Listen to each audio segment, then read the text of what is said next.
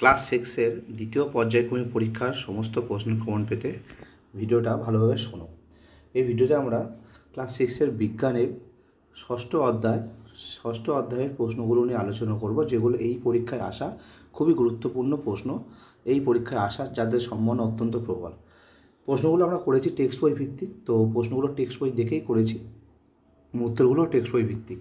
তো চলো কী কী প্রশ্ন নিয়েছি সেগুলো আলোচনা করে নেওয়া যাক। ওকে, এখান থেকে দেখো ষষ্ঠ অধ্যায়ে বল ও শক্তির প্রাথমিক ধারণা। এখানে প্রশ্নগুলো এবং উত্তরগুলো তোমাদের দেওয়া আছে, তো আমি প্রশ্নগুলো নিয়ে আলোচনা করছি যাতে আমরা বেশি বেশি প্রশ্ন সলভ করতে পারি। উত্তরগুলো তো তোমাদের বইয়ে আছে। এছাড়া তোমরা যারা আমাদের নোটস কিনতে চাও তো আমাদের সঙ্গে যোগাযোগ করতে পারো। পুরো আমাদের পিডিএফ প্রস্তুত আছে। ইতিহাস, ভূগোল, বিজ্ঞান তিনটি বিষয়ের পিডিএফ আমাদের তৈরি হয়ে আছে। তো তোমরা যারা যারা নিতে চাও আমাদের সঙ্গে যোগাযোগ করতে পারো হোয়াটসঅ্যাপ নাম্বারে। তো চলো কী কী প্রশ্ন নিয়েছি দেখো। স্থির বস্তু কাকে বলে, উদাহরণ দাও। গতিশীল বস্তু কাকে বলে, উদাহরণ দাও।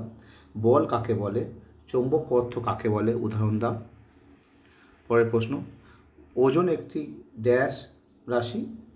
গতিশক্তি কাকে বলে, স্থিতিশক্তি কাকে বলে, যান্ত্রিক শক্তি কাকে বলে, উদাহরণ দাও। যান্ত্রিক শক্তির যে উদাহরণগুলো দেওয়া আছে এই যে, এটা হলো শক্তির রূপান্তর। আচ্ছা, এবার উদাহরণ দাও বলে রেখে শক্তির রূপান্তর। যান্ত্রিক শক্তি থেকে শব্দ শক্তির রূপান্তর, তড়িৎ শক্তি থেকে যান্ত্রিক শক্তির রূপান্তর, রাসায়নিক শক্তি থেকে তাপ শক্তির রূপান্তর, তড়িৎ শক্তি থেকে তাপ শক্তির রূপান্তর, সৌরশক্তি থেকে তড়িৎ শক্তির রূপান্তর, এগুলো সব লেখা আছে প্রশ্নগুলো।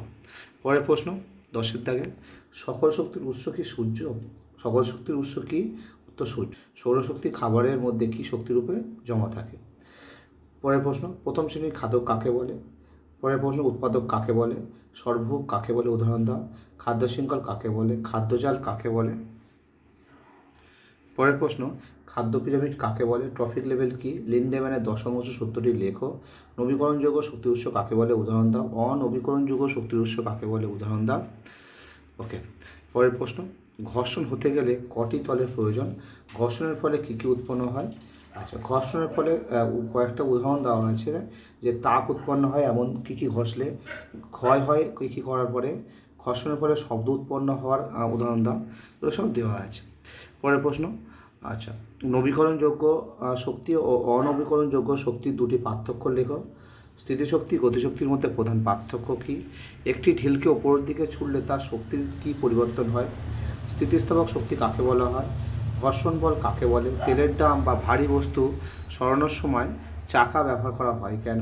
খাদ্য পিরামিডের একদম নিচে বা ভূমিতে কারা থাকে? শক্তি সংরক্ষণের নীতিটি লেখো।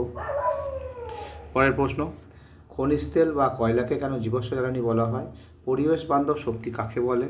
পরের প্রশ্ন, পরমাণু শক্তি বা নিউক্লিয়ার এনার্জি কী? পরের প্রশ্ন, যে নদী বা সমুদ্রের বাঁধের নিচের অংশ ওপরের অংশের চেয়ে বেশি চওড়া হয় কেন? ভালো প্রশ্ন এটা।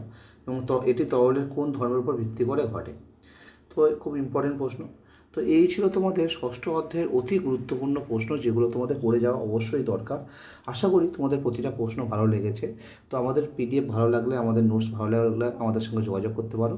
আর ভিডিওটি ভালো লাগলে ভিডিওটি লাইক, শেয়ার ও সাবস্ক্রাইব ও ফলো করে রেখো। তো এর পরবর্তী ভিডিও তোমরা কোন বিষয়ের উপর চাও, ঠিক আছে, কোন অধ্যায়ের উপর চাও, অবশ্যই কমেন্ট করে জানাতে পারো। ধন্যবাদ, দেখা হচ্ছে পরের ভিডিও নিয়ে।